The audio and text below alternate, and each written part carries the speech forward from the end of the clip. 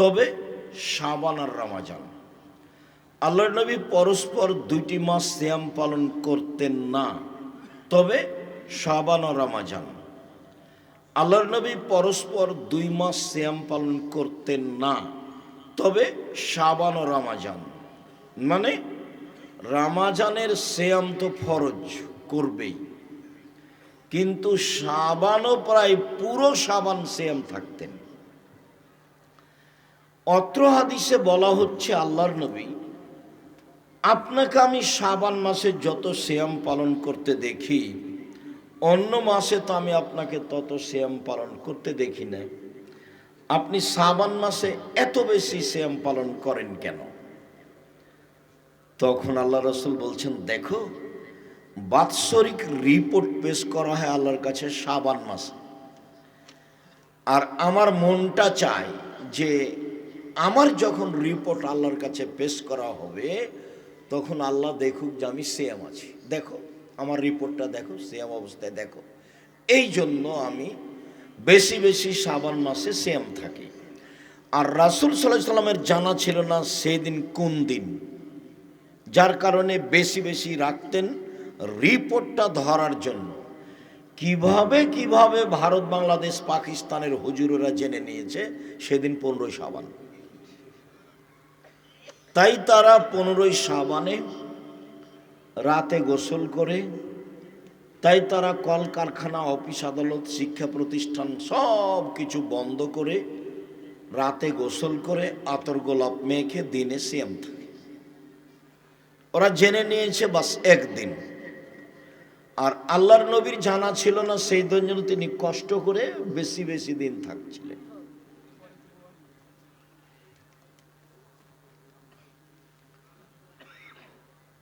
সম্মানিত দিনী ভাই বোন, ইবাদতের জগতে সবচেয়ে দামি গুরুত্বপূর্ণ ইবাদত সিয়াম। ইবাদতের জগতে সবচেয়ে দামি গুরুত্বপূর্ণ ইবাদত হলো সিয়াম। আবু সাঈদ খুদরি রাদিয়াল্লাহু তাআলা আনহু বলেন, রাসূল সাল্লাল্লাহু আলাইহি ওয়াসাল্লাম বলেছেন, মান সামা ইয়াওমান ফি সাবিলিল্লাহ বা'দাল্লাহু ওয়াজহানিন নারি সাবিনা খরিফা। কেউ যদি আল্লাহকে সন্তুষ্ট করার জন্য একদিন সিয়াম থাকে, তাহলে আল্লাহ তাকে জাহান্নাম থেকে 70 বছরের পথ দূরে সরিয়ে দেবেন।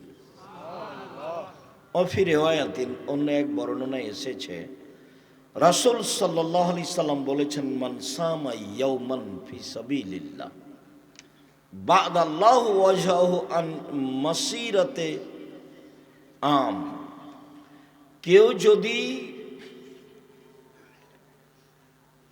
একদিন আল্লাহকে সন্তুষ্ট করার জন্য সিয়াম থাকে, তাহলে আল্লাহ তাকে জাহান্নাম থেকে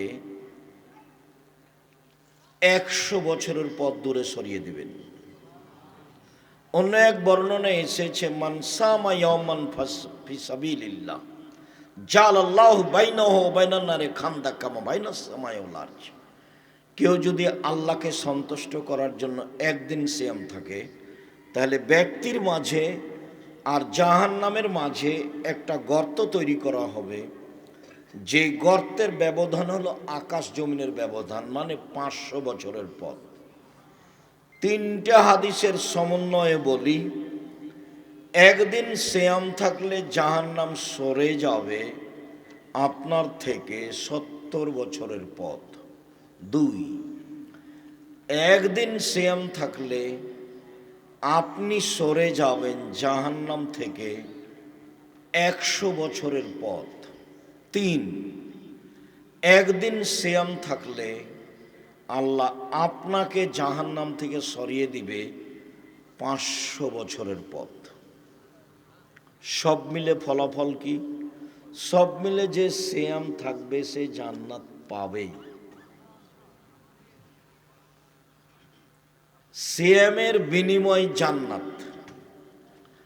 যদিও ইবাদতের জগতে সবচেয়ে শক্তিশালী, ক্ষমতাধর, পাওয়ারফুল ভিন্ন ধরনের ইবাদত হলো দান। দানই একটা থেকে আরেকটা ঘটাতে পারে যা অন্যান্য ইবাদত পারে না। সালাত আদায় করে জান্নাত পাওয়া যায়, জান্নাত কিনা যায় না। সিয়াম পালন করে জান্নাত পাওয়া যায়, জান্নাত কিনা যায় না। হজ করে জান্নাত পাওয়া যায়, জান্নাত কিনা যায় না। দান এমন একটা ইবাদত যা দিয়ে জান্নাত কিনা যায়। আল্লাহ বলছেন, পৃথিবীর মানুষ, আমি তোমাদের কাছে জান্নাত টাকা ও জানের বিনিময়ে, মাল ও জানের বিনিময়ে বিক্রি করে দিলাম। যাও, তোমরা টাকা দিয়ে জান্নাত কিনে নাও। আর দান এমন একটা ইবাদত যা দিয়ে বালা মুসিবত, বিপদ আপদ দূর হয়ে যায়। দান এমন একটা ইবাদত যা দিয়ে কবরের শাস্তি বন্ধ হয়ে যায়। দান এমন একটা ইবাদত যা দিয়ে মরা মানুষের পাপ মিটে যায়। আপনি আপনার বাপ মা মারা গেছেন, তাদের নামে দান করবেন, তাদের পাপ মিটে যাবে। হাদিস বুখারী মুসলিম। দান এমন একটা ইবাদত ও মানুষের পাপকে মিটিয়ে দিতে পারে, পানি যেমন আগুনকে নিভিয়ে দিতে পারে। দান এমন একটা ইবাদত আল্লাহর রাগকে মিটিয়ে দিতে পারে। ইন্না সাদকাতা সিররে তুতফিউ গযবর রাব্বি, নিশ্চয় গোপন দান আল্লাহর রাগকে মিটিয়ে দেয়। দান এমন একটা ইবাদত যা বিচারের মাঠে দলিল হিসাবে আসবে।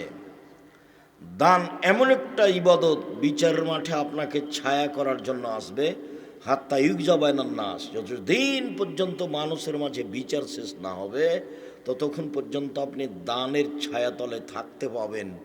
এ কথা মুহাম্মদ সাল্লাল্লাহু আলাইহি সাল্লাম বলেন। সালাত আপনার ছায়া হিসাবে আসবে না, সিয়াম আপনার ছায়া হিসাবে আসবে না, হজ আপনার ছায়া হিসাবে আসবে না, তাসবিহ তাহলিল জিকির আজকার আপনার ছায়া হিসাবে আসবে না। সম্মানিত দিনী ভাই বোন, বলছিলাম যে মানুষ এমন পশু প্রাণী হয়ে গেল, গরু ছাগল হয়ে গেল, নিম্ন শ্রেণীর মানুষ হয়ে গেল, দল সংগঠন নিয়ে এমনভাবে ব্যস্ত হয়ে গেল, একজন আর একজনকে মানুষই মনে করে না। চাঁদাবাজি, রাহাজানি, অন্যায়, অবিচার, লুটতরাজ, মারামারি, জুলুম, নির্যাতন, জেলহাজত, দাঙ্গামা হাঙ্গামা দিয়ে সমাজ একবারে পরিপূর্ণ করে ফেলছে। এই যে বহু ছেলেগুলো এখানে বসে আছে, ওই যে ঘুরে বেড়াচ্ছে দোকানে দোকানে পশু প্রাণীর মতো, কষ্ট নেয় না। এই ছেলে, তুমি ওখানে দোকানের সামনে দাঁড়িয়ে আছো কেন? জবাব আমি দেব? তোমার বাপ দিবে? তোমার বাপ তোমাকে জন্ম দিয়েছে বেটা, আমি জবাব দিব কেন? তুমি পশু প্রাণীর মতো কি না সেটা তোমার বাপ বুঝবে বিচারের মাঠে। তোমার বাপ মনে করেছে জন্ম দিতে পারলেই বাপ হওয়া যায়। এই কথা মুহাম্মদ সাল্লাল্লাহু আলাইহি সাল্লাম বলেননি জন্ম দিতে পারলে বাপ হওয়া যায় না। যে বাপ ছেলেকে মানুষের মতো মানুষ করতে পারে, নিজের পয়সা খরচ করে, সে হলো প্রকৃত বাপ। প্রথমে তিনি বললেন প্রয়োজনে আদর করে, প্রয়োজনে পিটিয়ে। 10টা হাদিস আছে খালি পিটিয়ে ঠিক করতে হবে তার। এমনকি মেয়ে, বুখারী মুসলিমের হাদিস, মেয়ে বড় হয়ে গেছে, যুবতী হয়েছে, ছেলে মেয়ের মা হয়ে গেছে, 10 ছেলের মা হয়ে গেছে, তবু বাপ তাকে পিটিয়ে ঠিক করবে, পিটিয়ে। বুখারী মুসলিমের হাদিস। তার নাম বাপ। কি দিয়ে বুঝাই আপনাকে? আমি শুরু থেকে নিয়ে শেষ পর্যন্ত হেঁটে আসলাম, সবাই দোকানের সামনে দাঁড়িয়ে আছে, পুরুষ নারী। জবাব আমি দিব? প্রোগ্রাম না এটা মেলা। কি বুঝাতে চাচ্ছেন আপনি আমাকে? সম্মানিত দিনী ভাই বোন, দেখেন 1 মিনিট, পিটিয়ে পূর্ণ যুবতী মেয়ে বিবাহ হয়ে গেছে, বাপে পিটিয়ে দিচ্ছে। দেখেন আয়েশা রাদিয়াল্লাহু তাআলা আনহা বলেন, আমরা এক সফরে ছিলাম, যুদ্ধে। বাড়ি ফিরে আসছি, হঠাৎ করে আমার গলার হারটা হারিয়ে গেল, খুঁজে পায় না। সলাতের সময় হয়ে গেছে, পানি নেই, অজু করতে পারি না, সলাত আদায় করতে পারি না। জনগণ এমন বিপদে পড়ল, জনগণ আমার আব্বাকে গিয়ে বলল, আপনি কি জানেন আপনার মেয়ে কি করেছে? কি করেছে? আপনার মেয়ে গলার হারিয়েছে, তো খুঁজে তো পাওয়া যাচ্ছে না, আমরা তো এখান থেকে যেতে পারছি না, আমরা তো আটকা পড়ে গেলাম, এখানে পানি নেই, অজুও করতে পারি না, যেতেও পারি না, কি করা যায়? এই কথা শুনে আবু বকর সিদ্দিক রাদিয়াল্লাহু তাআলা আসছেন মেয়ের কাছে। যখন তিনি মেয়ের কাছে আসলেন, আয়েশা রাদিয়াল্লাহু তাআলা আনহা বলেন, তখন আমার স্বামী আমার উরু রানের উপরে মাথা দিয়ে ঘুমিয়েছিলেন। ফাল্লাকা জানি লাকজাতান শাদীদা, তিনি খুব জোরে আমাকে মারলেন এই কোমরের উপরে, এত জোরে মারলেন তাতে আমি আঁচ করলাম। আমার স্বামী আমার উরু রানের উপরে শুয়ে ঘুমিয়ে না থাকলে মাথা দিয়ে আমি মায়ের কারণে দূরে সরে যেতাম, আমি নিজেকে খুব সামলানোর চেষ্টা করলাম। কথাটি বোঝানোর আগে আবার বলি একটা কথা, এটা আরব দেশ। আমাদের দেশে যদি শ্বশুর মেয়ে জামাইয়ের ঘরে গিয়ে দেখে যে মেয়ের উরু রানের উপরে মাথা দিয়ে জামাই ঘুমিয়ে আছে, তাহলে কি শ্বশুর ওইদিকে যাবে না এভাবে ঘুরবে? বুঝতে পারলেন না মনে হয়? এইভাবে উল্টা ঘুরবে না? আমাদের দেশের গতিবিধিতে ওইদিকে যাবে না, পাল্টা এদিকে ঘুরবে। তো এই পরিবেশকে আবু বকর সিদ্দিক রাদিয়াল্লাহু তাআলা কিছুই মনে করলেন না, তিনি গিয়েই মেয়েকে মেরে দিলেন এই সময়ে। তো এবার বুঝেন, একেবারে আদম থেকে নিয়ে কিয়ামত পর্যন্ত নবী রাসূল ব্যতীত পৃথিবীতে সবচেয়ে দামি মানুষ হলেন আবু বকর সিদ্দিক রাদিয়াল্লাহু তাআলা। নবী রাসূল ব্যতীত আদম থেকে নিয়ে কিয়ামত পর্যন্ত সবচেয়ে দামি মানুষ আবু বকর সিদ্দিক রাদিয়াল্লাহু তাআলা, ইনি মেরে দিলেন। হাওয়া থেকে নিয়ে কিয়ামত পর্যন্ত যত মহিলা এসেছে, যত মহিলা আছে, যত মহিলা আসবে, সবার চেয়ে দামি হলেন আয়েশা রাদিয়াল্লাহু তাআলা আনহা, তাকে মেরে দিলেন। আর যার সামনে মারলেন ইনি হচ্ছেন জামাই। আদম থেকে নিয়ে কিয়ামত পর্যন্ত নবী রাসূল জনগণ নির্বিশেষে সবার চেয়ে দামি। আদম আলাইহিস সালামের চেয়ে দামি, ইব্রাহিম আলাইহিস সালামের চেয়ে দামি, পৃথিবীতে সবার চেয়ে দামি মানুষ মুহাম্মদ সাল্লাল্লাহু আলাইহি সাল্লাম, তার সামনে মেরে দিলেন। এবার তাহলে বুঝেন, সবচেয়ে বড় মানুষে মারলেন, সবচেয়ে বড় মহিলাকে মারলেন, সবচেয়ে বড় মানুষের সামনে মারলেন, বিবাহিতা মেয়েকে মারলেন, জামাইয়ের সামনে মারলেন, পূর্ণ যুবতী মেয়েকে মারলেন, হাত দিয়ে মারলেন, খোলা মাঠে মারলেন, 1400 মানুষের সামনে মারলেন। সবচেয়ে বড় মানুষে মারলেন, সবচেয়ে বড় মহিলাকে মারলেন, সবচেয়ে বড় মানুষের সামনে মারলেন, পূর্ণ যুবতী মেয়েকে মারলেন, বিবাহদারী মেয়েকে মারলেন, জামাইয়ের সামনে মারলেন, হাত দিয়ে মারলেন, দিন দুপুরে মারলেন, খোলা মাঠে মারলেন, 1400 মানুষের সামনে মারলেন। এত বড় মানুষে, এত বড় বেটিকে এত বড় মানুষের সামনে খোলা মাঠে মেরে দিলে খেয়াল করতে পারেননি সেই জন্য। আর আপনার মেয়েটা জোহর থেকে এখানে ঢং ঢং করে ঘুরছে, আপনি তার খোঁজও নিতে পারেন না, আপনি আবার বাপ ছি ফু ফু। আপনার মতো বাপের প্রয়োজন আমি মনে করি না। 519 জন ইয়াতীম অসহায় আছে জামিয়া সালাফিয়ায়, দেশের সবচেয়ে বড় প্রতিষ্ঠান, আলহামদুলিল্লাহ সবচেয়ে বড়। 519 জন খালি ইয়াতীম অসহায় আছে। আপনি মারা গেলে কালকে আবার যদি 500 মেয়ে যায় ওখানে, ছেলে যায়, সমস্যা নেই, চলবে ইনশাআল্লাহ। আপনার মতো বাপ আমি বেঁচে থাকা চাইনি।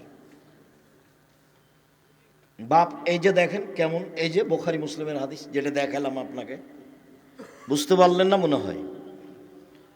এরই নাম বাপ। জবাব আমি দিব? আমি তো কষ্ট করে এখানে এসেছি, আর আপনি দোকানপাটে এভাবে আড্ডা পিটছেন, আপনার ছেলে আড্ডা পিটছে, আর নির্বাচনের নাম দিয়ে একটা সিগারেটের তালে কি যে করছে আল্লাহ সামাদ। কার বদনাম, কার গিবাত, কাকে মারে, কাকে ধরে, কি করে না করে কোনো হিসাব নাই। মানুষ আর মানুষ হয়ে নেই। তবে যারা নির্বাচন পদ্ধতি করেছে তারা এগুলো জানে না। অবাক হয়ে গেলাম আমি 22শে ডিসেম্বর থেকে নিয়ে 11ই জানুয়ারি পর্যন্ত লন্ডনে থাকলাম।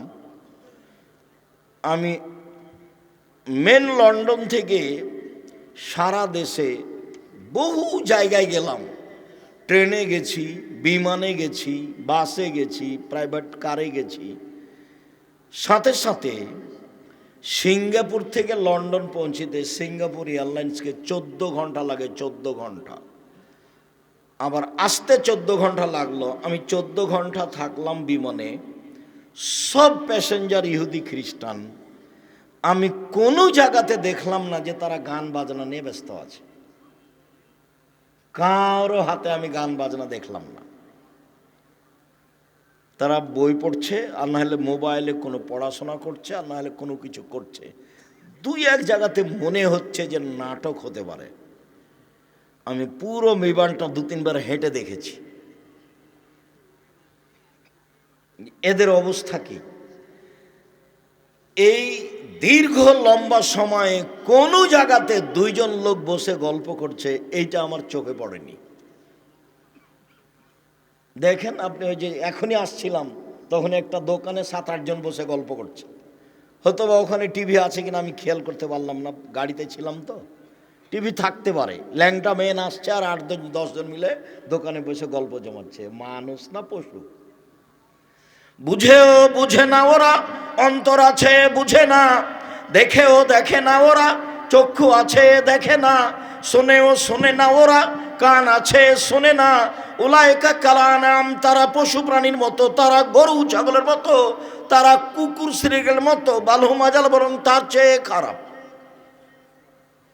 আমি এ কথা বলিনি, এ কথা আল্লাহ বলছে। কি বুঝাতে চান আপনি আমাকে? ছেলে তো আপনার, মেয়ে তো আপনার, জবাব আপনার। উপার্জনের 4টা পথ, বেঁচে থাকার 4টা পথ। 1, 5 ওয়াক্ত সালাত, 2, হালাল রুজি, 3, কোরআন তেলাওয়াত, 4, আড্ডা পিটা চিরদিনের জন্য হারাম, জান্নাত হবে ইনশাল্লাহ। আড্ডা পিটা 2 ধরনের। একটা হলো বড় মোবাইলে ল্যাংটা মেয়ে দেখে ঘন্টার ঘন্টা কাটানো, এ হলো একটা আড্ডা পিটা। আর আড্ডা পিটা আর একটা হলো এই যে দোকানে বসে গল্প জমাচ্ছেন 6 জন 5 জন 10 জন মিলে, চলছে রাত 2টা 1টা পর্যন্ত, পশু প্রাণীর মতো, গরু ছাগলের মতো, ইতর শ্রেণীর মানুষের মতো। এ হলো আর একটা আড্ডা পিটা। আড্ডা পিটা চিরদিনের জন্য হারাম। এশার সালাতের পরে এখানে কেউ জেগে থাকতে পারবে না। বাড়িতে কারফিউ জারি থাকবে, 44 ধারা জারি থাকবে, প্রেসিডেন্ট আইয়ুবের মার্শাল্লাহ, কেউ বাইরে যেতে পারবে না। এর নাম বাপ। এই কোথায় গেছিলি, পিঠের চামড়া তুলে দেবো, তার নাম বাপ। ও বাপ বুঝতে পারেনি কাকে বাপ বলে। ওর বাপ বিবাহ দিয়েছে, বউ বাড়িতে এসেছে, বউয়ের কাছে গেছে, তাই ছেলে মেয়ে হয়েছে, বলছে বাপ। ও বুঝতে পারেনি বাপ কাকে বলে, মাও বুঝেনি। ওর বাপ বিবাহ দিয়েছে, স্বামীর কাছে এসেছে, সন্তান হয়েছে, তাই বলছে আমি মা। মা তো তাকে বলে না। দেখেন প্রায় সব মোবাইলে আছে, বহু জায়গাতে আমি বলেছি যে মা কাকে বলে। জাবের রাদিয়াল্লাহু তাআলা আনহু বলেন যে রাসূলের সাথে আমরা যুদ্ধ করে আসছিলাম, এখন রাতে আমরা মদিনায় ঢুকবো। তো আল্লাহ রাসূল বলছেন, এই থামো থামো, সবাই এখানে থাকো, সবাই এখানে থাকো, সকালে ঢুকবো। তো আমি জাবের বলছেন, আল্লাহর নবী আমি নতুন বিবাহ করেছি, আমাকে বাড়ি যেতে দেন। তখন আল্লাহ রাসূল সাল্লাল্লাহু আলাইহি ওয়াসাল্লাম বলছেন, ও তুমি নতুন বিবাহ করেছ? তো কুমারী মেয়ে বিবাহ করেছ না তালাক প্রাপ্তা মেয়ে বিবাহ করেছ? তখন আমি বললাম, আল্লাহ রাসূল আমি তালাক প্রাপ্তা বেশি বয়সের মেয়ে বিবাহ করেছি। তো রাসূল সাল্লাল্লাহু আলাইহি ওয়াসাল্লাম বললেন, কেন? তুমি কুমারী মেয়ে কেন বিবাহ করলে না? তুমি তার সাথে খেলতো, তোমার সাথে খেলতো। আল্লাহ রসুল এই পর্যন্ত বললেন। তখন জাবের রাদিয়াল্লাহু আনহু বলছেন, আল্লাহ নবী শোনেন, আমার আব্বা ওহুদের যুদ্ধে শহীদ হয়েছে 9 জন মেয়ে রেখে। আমার 9 জন বোন আছে। আমার আব্বা ওহুদের যুদ্ধে শহীদ হয়েছে 9 জন মেয়ে রেখে। আমার 9 জন বোন আছে। ফাআকরাহু আন আতাযাওয়াজা মিসলাহুন্না, আমার বোনদের মতো কম বয়সের মেয়েকে আমি বিবাহ করা পছন্দ করিনি 4টা কারণে। আল্লাহর নবী শোনেন, আমার বোনদের মতো কম বয়সের মেয়েকে বিবাহ করা পছন্দ করিনি 4টা কারণে। 1, লিতুয়াল্লিমাহুন্না, আমি তালাক প্রাপ্ত বেশি বয়সের মেয়ে বিবাহ করেছি যাতে করে আমার স্ত্রী আমার মেয়ে বোনদেরকে বিদ্যা শিখাতে পারে। 2, লিতুয়াদ্দিবাহুন্না, আমি বেশি বয়সের তালাক প্রাপ্ত মেয়েকে বিবাহ করেছি যাতে করে আমার স্ত্রী আমার বোনদেরকে শিষ্টাচার শেখাতে পারে। 3, আমি বেশি বয়সের তালাক প্রাপ্ত মেয়েকে বিবাহ করেছি যাতে করে আমার স্ত্রী আমার বোনদেরকে মাথার চুল চিরুনি করে সাজগোজ করে পরিপাটি করে রাখতে পারে। 4, আমি বেশি বয়সের তালাক প্রাপ্ত মেয়েকে বিবাহ করেছি যাতে করে আমার স্ত্রী আমার বোনদের উপরে পাহারা দিতে পারে। মা মানে পাহারাদার। তো এখন জিনিস কিনছে, ও কি হিন্দুর মেয়ে নাকি? এটা কে?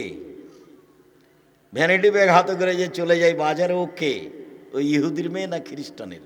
ওটার জবাব কে দিবে? এই যে দেখেন মা কাকে বলে, ও আপনার স্ত্রীর মা আছে। এই জন্য নিরুপায় হয়ে আমি আপনার মেয়েকে বলেছি, এই মেয়ে, তোমার মাকে খালা বলে ডাকবা, ওটা তোমার মা নয়। মা মানে 4টা জিনিস, এই ছেলে মনে রাখতে পারবে না। 1, মা মানে বাচ্চাদের বিদ্যা শিখাবে। 2, মা মানে বাচ্চাদের শিষ্টাচার শিখাবে। তুমি বলো তো, একটা ছেলে, তুমি তো ক্লাস 10-এ পড়ো, তোমাকেই বলি আমি, তুমি বলো যে আমরা এখানে বক্তব্য দিচ্ছি, ওখানেও দোকানে আড্ডা পিটছে, এটা কোন শিষ্টাচার? বলো, এটা কোন শিষ্টাচার? এশার সলাতের পরে মুরব্বিরা মাথায় টুপি দিয়ে দোকানে বসে এরার বদনাম করছে, বলো তো এটা কোন শিষ্টাচার? দলের নাম দিয়ে তোমরা মিছিল করছো আর বলছো অমুকের চরিত্র ফুলের মতো পবিত্র, আর তুমি একজনকে একবার জান্নাতে ঢুকিয়ে দিচ্ছ, বলো তো এটা কোন শিষ্টাচার? বিগত বছর চাঁপাইনবাবগঞ্জ কানসাটে একদিন প্রোগ্রামে গেছি, তা আমাকে বলছেন যে আপনি আমাদের নেত্রীর জন্য দোয়া করবেন। তা আমি অবাক হয়ে গেলাম। আমি বললাম, দুঃখিত, আপনার কথায় আমি অবাক হয়ে গেলাম। আমি জাতির কাছে কোনোদিন বিক্রি হইনি, আপনার কাছে বিক্রি হতে হবে এরকম হিসাব আমার মাথাতে নেই। আমি মুসলিম পুরুষ নারীর জন্য দোয়া করি।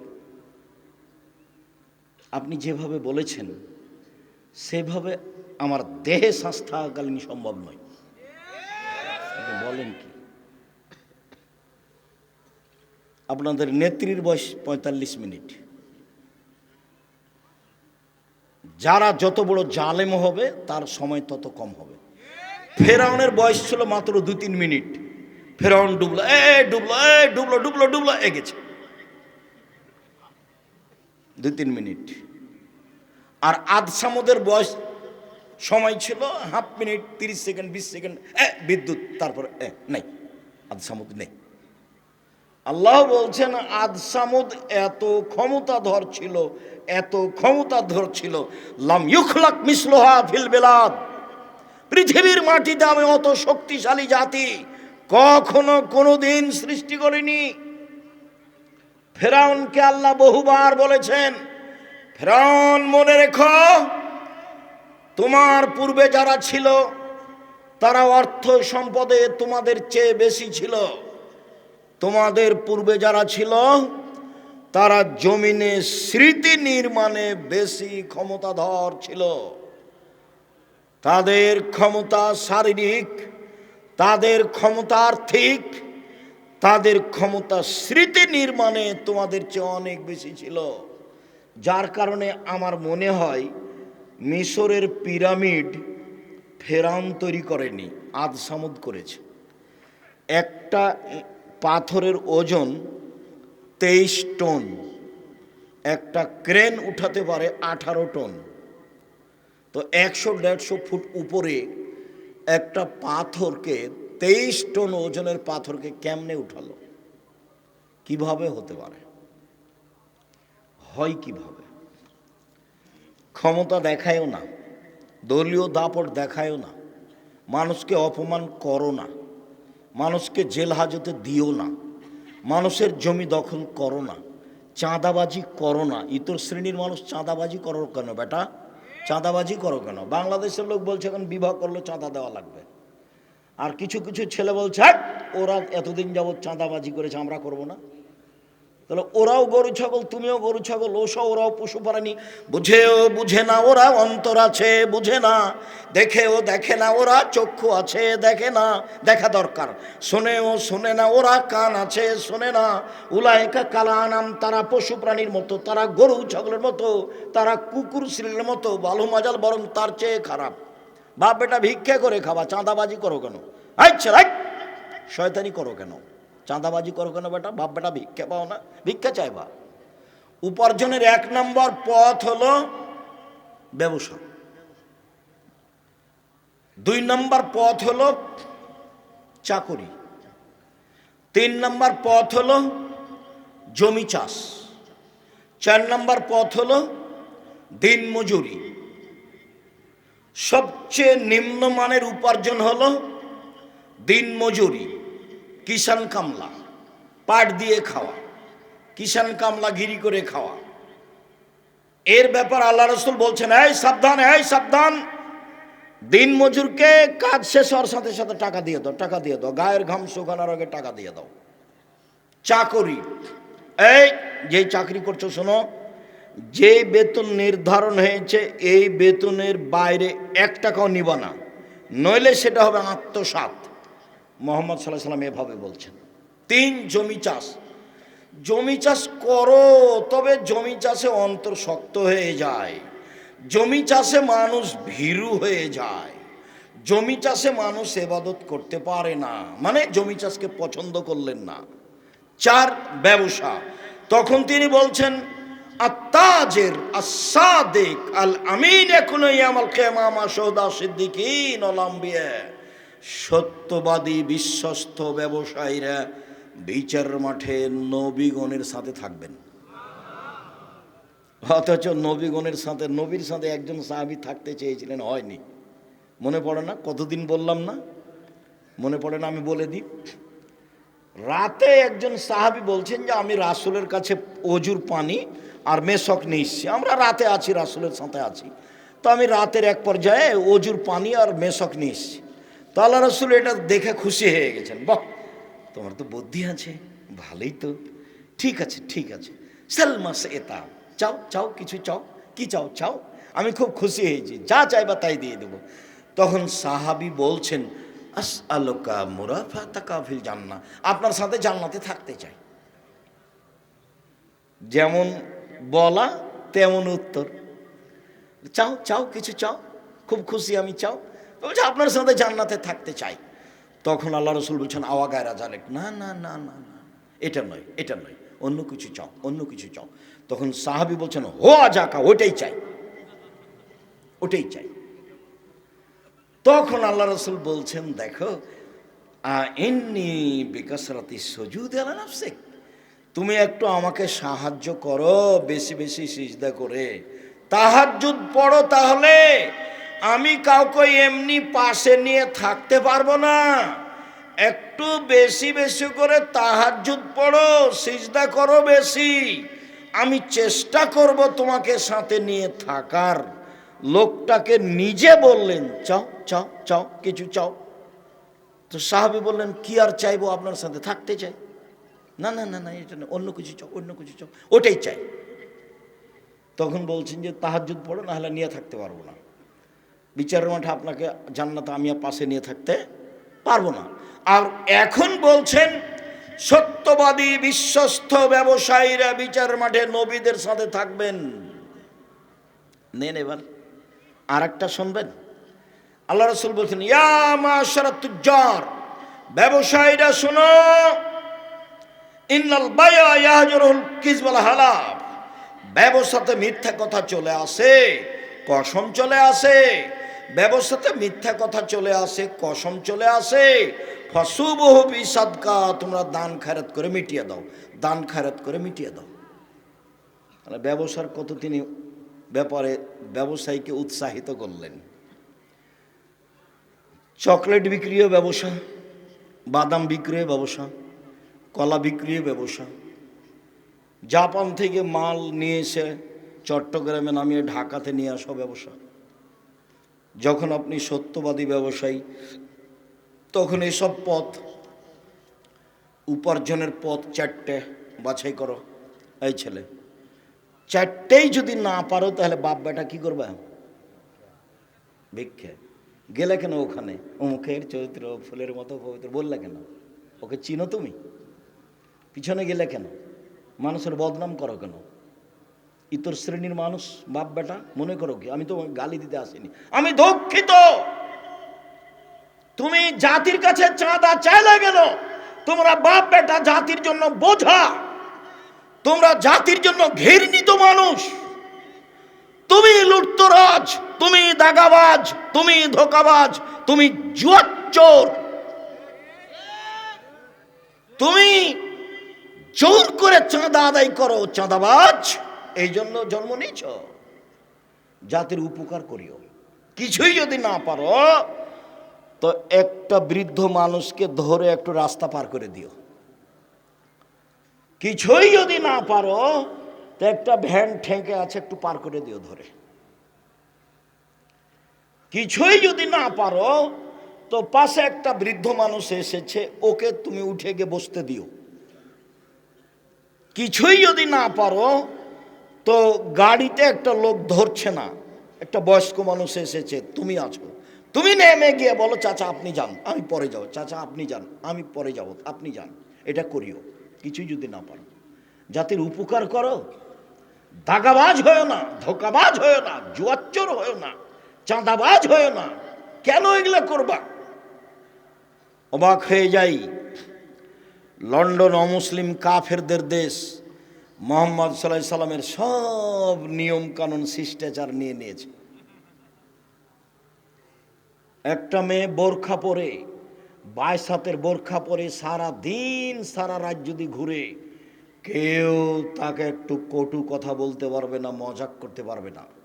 একটা মেয়ে যদি কাপড় ছাড়াই হাঁটে, গায়ে কাপড়ই না, এমনি হাঁটছে, সারা দিন হাঁটলে কেউ তার দিকে বাঁকা চোখে তাকিয়ে কথা বলতে পারবে না। কথা বললেই 18 বছর জেল হবে। কতদিন জেল হবে? 18 বছর। খালি মেয়েটা যদি অভিযোগ করে তাহলে 18 বছর জেল হবে। যে দেশে বিবাহ নাই, যে দেশে জেনা কোনো ব্যাপার নয়, এরপরেও একটা মেয়ে খালি গায়ে হাঁটছে রাস্তাতে, কেউ যদি কোনো জায়গায় মজাক করে একটু উত্ত্যক্ত করে, মেয়েটা যদি পুলিশকে ডেকে বলে দেয়, এর 18 বছর জেল হবে। মুখ খুলবে না, এর ভয় আছে, 18 বছর জেল, মুখ খুলবে না। দুনিয়া উল্টে গেল, রাস্তাতে হাঁটছে, ওর পাশাপাশি তার সাথে একটু কথা বলবে না সাহস করে, তার নাম নিয়ম। এটাই মোহাম্মদ সাল্লাল্লাহু